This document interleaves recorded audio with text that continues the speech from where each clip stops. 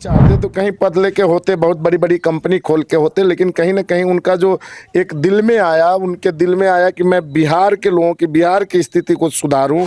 लगभग 2 अक्टूबर 24 को बनी है। ये मान लीजिए कि 7 से 8 महीने की आपकी पार्टी है। आप अभी इतिहास उठा के देखेंगे, कोई भी पार्टियां जो है 7 से 8 महीने में इस मुकाम पे नहीं पहुंची है कि बड़े बड़े की हालत खराब हो चुकी है। केवल बहुत बड़ी बड़ी इंडस्ट्री और सरकारी नौकरी देकर यहाँ के प्लान को नहीं रोका जा सकता है। जिस पल का हमें बहुत देर से इंतज़ार था वो पल आ चुका है। मधुबन विधानसभा क्षेत्र के जो संभावित उम्मीदवार हैं श्री मनोज कुमार सिंह जी, उनका हमें जो कीमती पल है वो आखिरकार मिल ही गया है। तो चलिए ज़्यादा देर ना करते हुए उन्हीं से डायरेक्ट पूछेंगे कि मधुबन विधानसभा क्षेत्र में 2 ही संभावित उम्मीदवार हैं। मधुबन विधानसभा क्षेत्र में जन स्वराज पार्टी की तरफ से आपको संभावित उम्मीदवार के रूप में चुना गया है, तो आपको जन स्वराज पार्टी टिकट दे या किसी और को दे, इसमें कोई ना कोई डिफरेंस तो होना चाहिए। तो आपके नज़रिए में वो क्या अंतर है? सर, कोई डिफरेंस नहीं होगा। जन स्वराज पार्टी जो है एक सिविलाइज्ड पार्टी है। कहीं ना कहीं अनुशासन में सभी लोग रहते हैं। अगर टिकट जिनको भी मिले, सभी लोग जन स्वराजी हैं, एक दूसरे को मदद करेंगे। चाहे मुझे टिकट मिले तो वो भी मुझे मदद करेंगे, और उनको अगर टिकट मिलती है तो मैं भी उन्हें मदद करूँगा। अच्छा, मतलब आपका और उनमें कोई एजेंडे का डिफरेंस नहीं है? कोई एजेंडे का डिफरेंस नहीं है। सब हम लोग एक हैं। और पार्टी में जो है हर जगह कहीं ना कहीं जो है अनुशासन है, और हर व्यक्ति जो है उस अनुशासन में है, और इस तरीके का परख है लोगों के साथ में कि कोई इस तरीके की भावना नहीं आएगी। सभी लोग हम लोग एक हैं, जनसुराजी हैं, जनसुराजी रहेंगे। मनोज कुमार सिंह जी ने एक बहुत ही संभावित और एक नॉर्मल सी बात कही कि जन स्वराज पार्टी की तरफ से चाहे किसी को भी उम्मीदवार, संभावित उम्मीदवार को किसी को भी टिकट मिले, हम पार्टी के समर्थन में हैं। चाहे टिकट मुझे मिले या किसी और को मिले, हम लोग पार्टी का समर्थन कर रहे हैं, तो उन्हें मिलेगी तो उन्हें करेंगे, और यदि मुझे मिलेगी तो वो मेरा समर्थन करेंगे। इसके अलावा जो जन स्वराज पार्टी की हम लोग जनसभा में जाते हैं तो प्रशांत किशोर जी अक्सर बहुत सी अलग अलग चीज़ों के बारे में बात करते हैं। तो जो मेन 3 मुद्दे हैं जिनके ऊपर जन स्वराज पार्टी काम कर रही है, और जो बाकी पार्टियों से जन स्वराज पार्टी को अलग करता है, उसको थोड़ा उसका विवरण कीजिए, वो क्या है? जी बिल्कुल है। बात आज जो है प्लान का मुद्दा है, बहुत बड़ा मुद्दा है।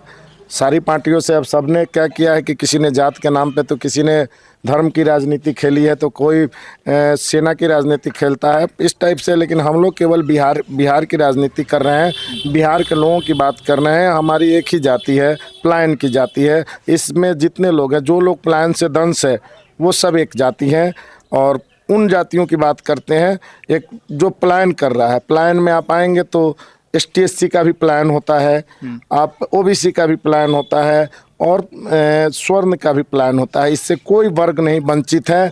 कोई व्यक्ति अगर बहुत बड़ा शिक्षित परिवार, बड़ा परिवार है, शिक्षित लोग हैं, तो उनका भी प्लान होता है। उनके भी बच्चे अगर पढ़ लिख लेते हैं, तो या पढ़ने के लिए हो या पढ़ लिख रहे हैं, तो उनको कमाने के लिए बाहर ही जाना पड़ता है। एक गरीब व्यक्ति जो है वो भी मैंने कमाने के लिए बाहर ही जाता है। बिहार में कोई ऐसी व्यवस्था नहीं है जो यहाँ लोग रोजगार कर सके।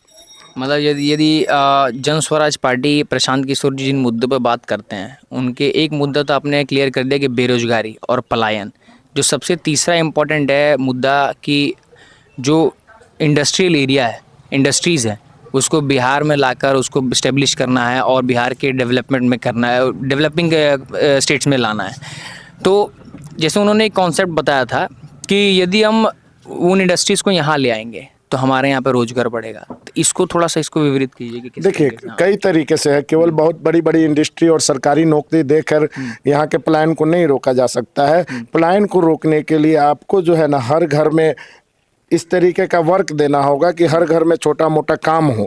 आप एक उदाहरण के तौर पे देखिएगा कि एक फाइनेंस कंपनी आज के 10 साल 15 साल पहले जो है, आप बिहार में बहुत सारे घर में जाते तो एकाध गांव में एकाध बाइक मिलता। लेकिन आज फाइनेंस कंपनी के द्वारा एक ऐसी सुविधा दी गई है कि 5-10 हज़ार रुपये देकर आप आसानी से 1-2 लाख रुपए का बाइक आप अपने घर लाते हैं, और छोटे छोटे अमाउंट, छोटे छोटे किस्तों में लोगों को पेमेंट करते हैं, तो एक सुविधा हो जाती है। तो आज जो है 95% नहीं, 98-99% घर में अब जो है एक 2 व्हीलर या कई गाड़ियों की सुविधा हो चुकी है। इसी तरीके से अगर हम लोग बिहार में व्यवस्था करते, देखिए कोई जादू की छड़ी नहीं घुमानी है, व्यवस्था किया जाता, हमारा जो बैंकों में पैसा जमा होता है वो 70% बिहार से बाहर चला जाता है। उस पैसे का अगर हम लोग यहाँ सही रूप से उपयोग करते और उनको जो है बिहारियों के बीच में अगर यहाँ लोकल बिहार में उस पैसे को बांटा जाता, हो सकता था कि 5-10% लोग उसमें फेलियर होते, लेकिन कहीं कहीं मान के चलिए 60% लोग अगर उसमें सक्सेस होते तो आपको पलायन का रेशियो रुकता, हर घर में छोटा छोटा वर्क होता, सभी लोग काम करते और बाहर जाने के लोग नहीं सोचते। तो कहीं ना कहीं जो है बहुत बड़ी इंडस्ट्री और सरकारी नौकरी देकर केवल रोजगार नहीं दिया जा सकता है, हम पूंजी का पलायन रोक कर भी बिहार में रोजगार दे सकते हैं। प्रशांत किशोर जी सबको पता है कि उनका इतिहास क्या रह चुका है।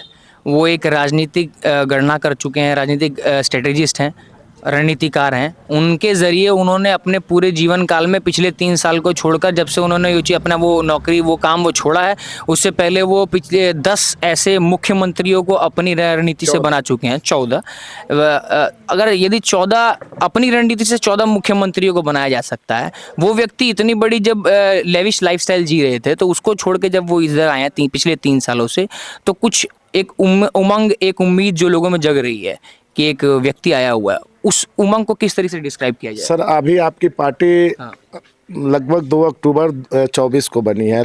ये मान लीजिए कि 7 से 8 महीने की आपकी पार्टी है। आप अभी इतिहास उठा के देखेंगे, कोई भी पार्टियां जो है 7 से 8 महीने में इस मुकाम पे नहीं पहुंची है कि बड़े बड़े की हालत खराब हो चुकी है। आज 4 महीने पहले, जब हम लोग 4 से 5 महीना पहले फील्ड में हम लोग जाया करते थे, तो जन स्वराज का परिचय देना होता था कि एक नई पार्टी आई है। अब जब हम फील्ड में आज के डेट में जा रहे हैं, तो लोगों का फोन आ रहा है कि आप फलाने जगह घूम रहे हैं, मेरे यहाँ भी आइए, 20-25 लोग इंतजार कर रहे हैं, हमको सदस्यता ग्रहण कराइए। ये परिवर्तन है, ये ताकत है प्रशांत किशोर की, ये सोच है प्रशांत किशोर की, और ये शक्ति है प्रशांत किशोर की। प्रशांत किशोर जी का जो मेंटालिटी है वो बाकी लोगों से अलग है, उनके जो मुद्दे हैं वो बाकी लोग से अलग हैं। क्या आपको ये लगता है कि जिस मुद्दे के ज़रिए वो अपने आप को उभरता हुआ एक पार्टी को प्रेजेंट करके और अपने आप को प्रेजेंट करके सत्ता हासिल करना चाहते हैं, वो एकदम अलग है और वो उस चीज़ के जरिए चुनिंदा हो जाएंगे, नामांकित हो जाएंगे? बिल्कुल होंगे, क्यों नहीं। उनका सबसे बड़ा चीज़ है कि मतलब वो दिल से हर चीज़ को चाह रहे हैं, केवल एक राजनीति करने के लिए नहीं आया। उनको अगर राजनीति केवल करना होता तो वो कहीं ना कहीं किसी पद पे होते। आज जब 14 जगह या कई जगह जो मुख्यमंत्री बनाने के लेकर उन्होंने स्टेट ही नहीं, आपको मतलब भारत लेवल पे काम किया है उन्होंने। अगर वो चाहते तो कहीं पद लेके होते, बहुत बड़ी बड़ी कंपनी खोल के होते, लेकिन कहीं ना कहीं उनका जो एक दिल में आया, उनके दिल में आया कि मैं बिहार के लोगों की, बिहार की स्थिति को सुधारूं। एक बहुत बड़ी सोच है, ये लोगों को सोचने की बात है।